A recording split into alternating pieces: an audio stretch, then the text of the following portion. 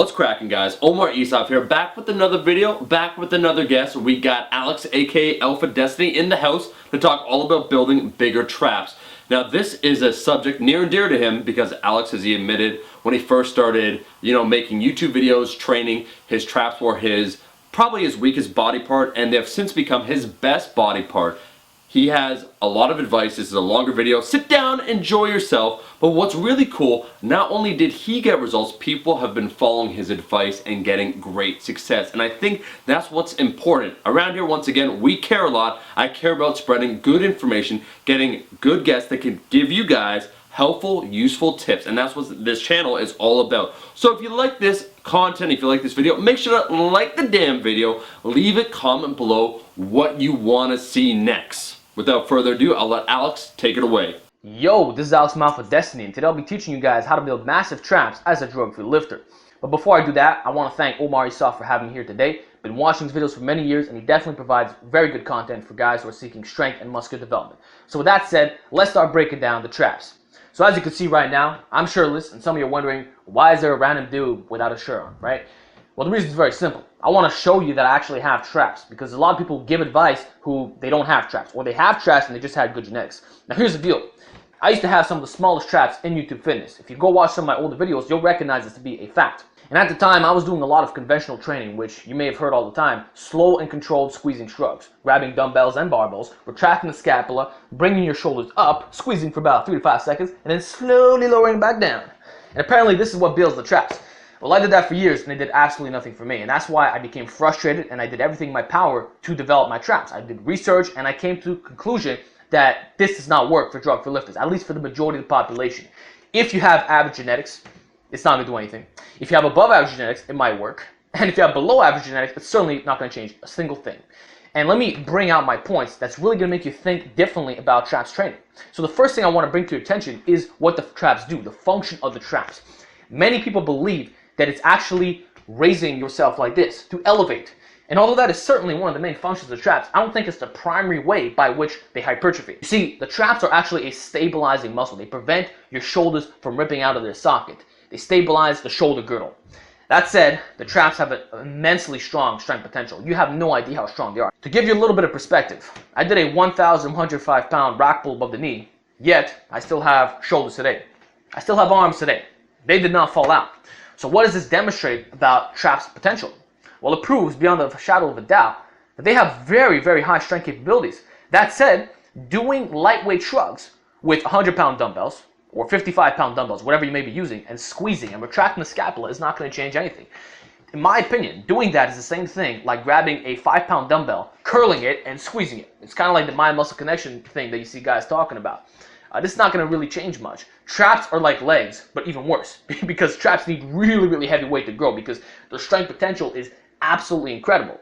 That said, if we want to build traps to their maximum capacity, we need heavy overloading exercises that induce a powerful stretch at the bottom. Now, why am I talking about the stretch and not necessarily the concentric? Well, like I said before, the traps are a stabilizing muscle group, and what's going to get them really big is the stretching component. The shrug is obviously a huge part of it, and I will be prescribing movements later on for that, but the stretch is by far the #1 factor in getting bigger traps because the traps stabilize the shoulder girdle, right? And to give you an example, let's look at deadlifts and farmer walks. In a deadlift, there is no shrugging component. Yet, when we see a guy doing a deadlift, you see the veins popping out his neck, you see his traps swelling up, they're getting pumped up. And of course, with time, if you look at some of the elite pullers, these guys tend to have pretty big traps, and none of them are really doing large volumes of shrugs. Same thing for the farmer walk. If you look at strongman competitors, even the lightweight ones, even the drug-free ones, the ones that are doing a lot of farmer walks have big traps. Yet, guess what? There's no shrugging component in traps. We know for a flaming fact that farmer walks and deadlifts are mass builders for the traps. That said, although I really, really like these movements, I don't think it's the optimal way to build traps. We can take the same philosophy, this heavy weighted stretching philosophy, and use new movements that's going to induce an even more powerful stretch. And what exercise am I referring to? Well, let's start off with the king of all traps movements, namely the rack pull above the knee. So here's the thing, right? The rack pull above the knee is the best mass building exercise of all time for building upper back and traps. It really is, because it allows you to lift weights that is superhuman. Superhuman. Like you could lift thousands of pounds with this method, with this technique. You don't have to be an elite puller off the floor. You can be a 600-pound deadlifter, But if you do rack pull above the knee, you can hit weights that are like 1,000 pounds. So you're getting immense stretch on the traps, and this is what's going to cause them to grow, just like a farmer walk or deadlift would. That said, the rack pull above the knee is not a deadlift specialty movement. You're not doing it to improve your pull off the floor. It's not going to have any carryover whatsoever. You're doing it to overload the traps. This is for bodybuilding purposes. Of course, it's also going to strengthen the tendons and ligaments. It's going to build your midsection too. But the main thing is that you are overloading the upper back and the traps through this crazy stretch. And that's why I can't recommend it enough. Now, I know people are going to say, well, what about rack pulls below the knee? Isn't that just as effective? The answer is absolutely not, because the dorsal angle is going to be so bent forward that you're going to be putting a lot of pressure on the spinal rectors and the hamstrings. So you're kind of defeating the purpose of overloading. On top of that, depending on your leverages, some people are going to pull less than their deadlift, or they're going to pull slightly more. But either way, it's nothing significant. So my advice is not to do rack pulls below the knee. You would do rack pulls below the knee if you want a stronger deadlift. But if you want a big upper back, you want massive traps, you do it above the knee. Now, another objection people are going to say is, well, what about the range of motion? There is not a lot of range of motion, which is true. There is not a lot of range of motion. But here's the deal. There's no range of motion in a farmer walk. I mean, sure, you have to pick it up off the floor, but after that, it's just smooth sailing. You're just walking with your arms relaxed, and that's building your traps. So the range of motion is relevant. What you should be more concerned about is the time retention, how long your traps are being stretched for. And for that, I'm going to prescribe the following. You're going to want to start doing static holds on these rack pulls above the knee. This way you can make up for the lost range of motion. You see, if you look at a deadlift warmer max attempt, it'll take about 3 to 5 seconds to accomplish, right? Well, guess what? All you got to do for your rack pulls is replicate the same thing. Once you're done your rep, hold it at the top, 3 to 5 seconds, really hold it, then put it back down. And this is going to give you any time retention that you may have missed. But remember, the range of motion is irrelevant. And I don't want you to think of this exercise like an ego lifting movement, because you see a lot of times in gym fields, a guy's pulling from the squat rack, right? And people are going to laugh at him and say, haha, it's not working, but this is actually building the upper back and the traps. And if you look at a lot of these dudes, they tend to have pretty big traps because you are stretching yourself out just like a farmer walk would, all right? So the rack pull above the knee is a must-do exercise for getting huge. The second movement that I'm going to recommend is a power shrugging motion. Power shrugs are really effective for getting big traps because they, A, allow you to lift far more weight than a regular shrug, and B, they give you a very powerful stretch because the stretch is going to be much more intense when you're catching a weight very quickly than if you had to slowly lower it back down, right? So this fast lowering motion is really going to build up those traps. And of course, the power shrug will still allow you to hit the concentric. So it doesn't really matter, like it doesn't matter how you got the weight up. All you're doing is you're bending at the legs like this and using a little bit of leg drive and you're shrugging at the top. This right here is going to build huge traps naturally. Because like I said, you could lift huge amounts of weight. If you could strict shrug like 400 pounds, you could probably do 600-pound power shrugs. So you're lifting 200 pounds more weight, getting a much more powerful stretch, and you're still getting the concentric. Remember, muscles contract. If you go through the range of motion, they're contracting. So whether you got here up slowly or you got here up by doing the exercise fast with leg drive, you're still working those traps. So these are the two mass building exercises that you should be incorporating into your routine. The rack pull above the knee, and the power shrug. Now in terms of programming, what you're going to want to do is use different variations of these lifts.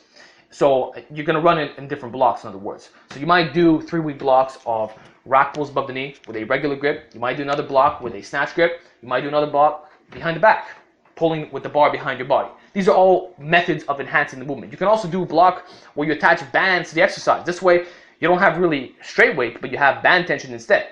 Same thing for the power shrugs. You could do one cycle of regular power shrugs. You can do another cycle with snatch grip power shrugs, another cycle trap bar, another you do behind the back. If you do all these variations and you kind of rotate it like that, you're never going to have plateaus. Your strength is going to be going up through the roof year round. It's going to have a variety of your training, make it really fun, and you're just going to love the gains. And in terms of sets and reps, I'm going to recommend that you do two things.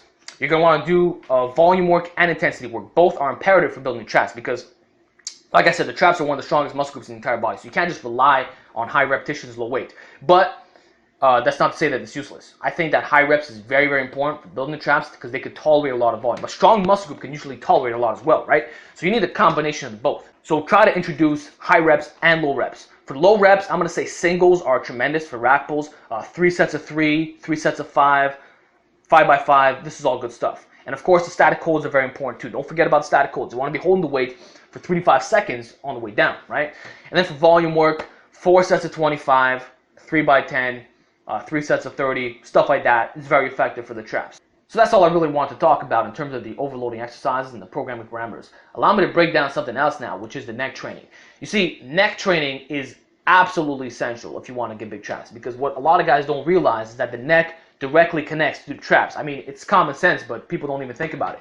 You see my neck right here? It's connected to the trap. That said, if I can get a larger neck, it's going to radiate to the traps. And most of the functions that involve turning your neck also involves the traps. For instance, the neck extension, which is the primary mass builder for the neck, where you wear a neck harness with a chain attached with a plate. You're just doing this motion right here. You're actually working the traps. And you'll notice that when you do it, your traps get pumped up. So that said, why would you neglect neck training? It's the most underrated thing that people do in the gym. Like, neck training is very common among wrestlers, field athletes, fighters, etc. But in the bodybuilding world, how many times do you see a guy putting a head harness on and doing neck extensions? How many times do you see a guy taking a plate, putting it on his forehead, doing neck curls? How many times do you see guys doing wrestler bridges in the gym? It's not too common, because most of the people who train their necks, they have their own specialized facilities to do that.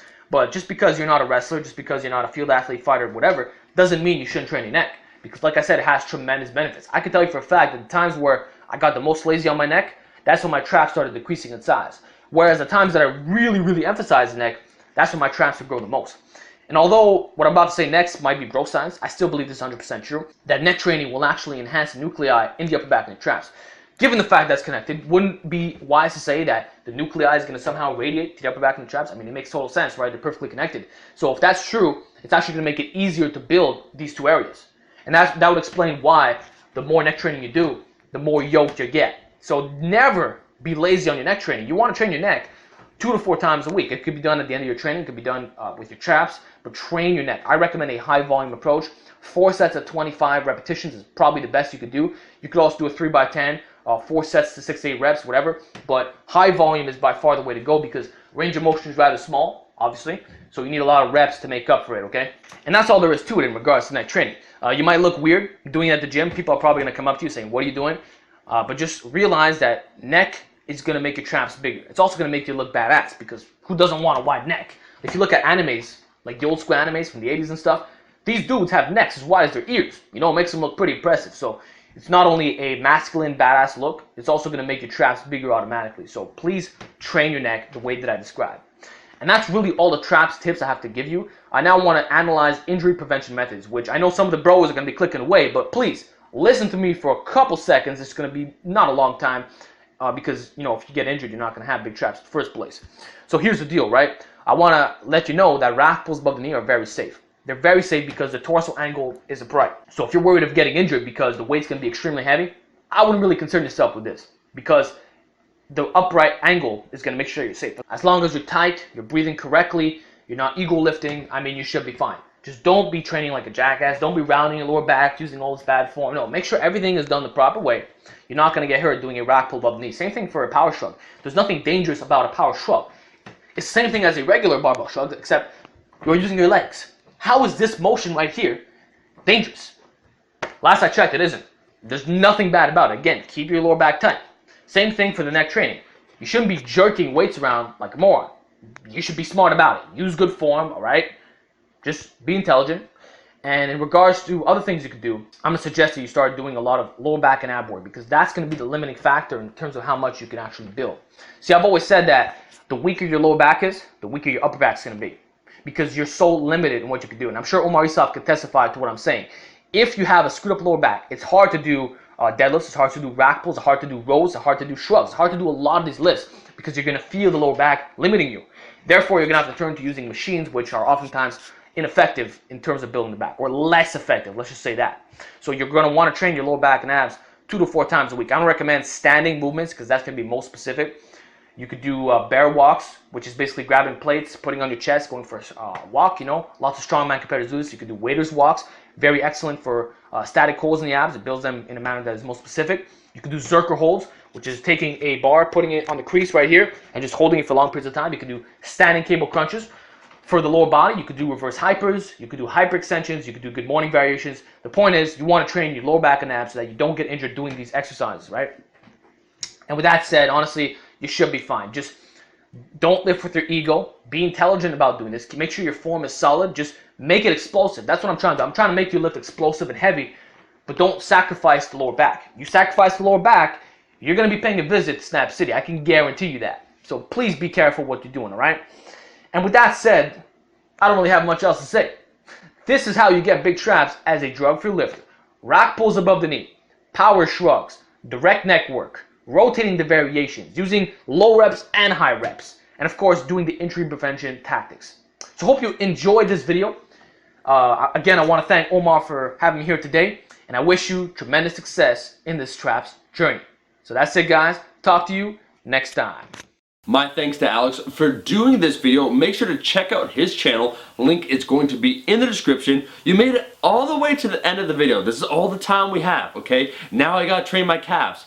Interesting enough, there will not be footage of this, but Scout's honor, I'm gonna do it. Make sure to like the damn video, and I'll be seeing all you guys, my rascals, in that next video. Peace.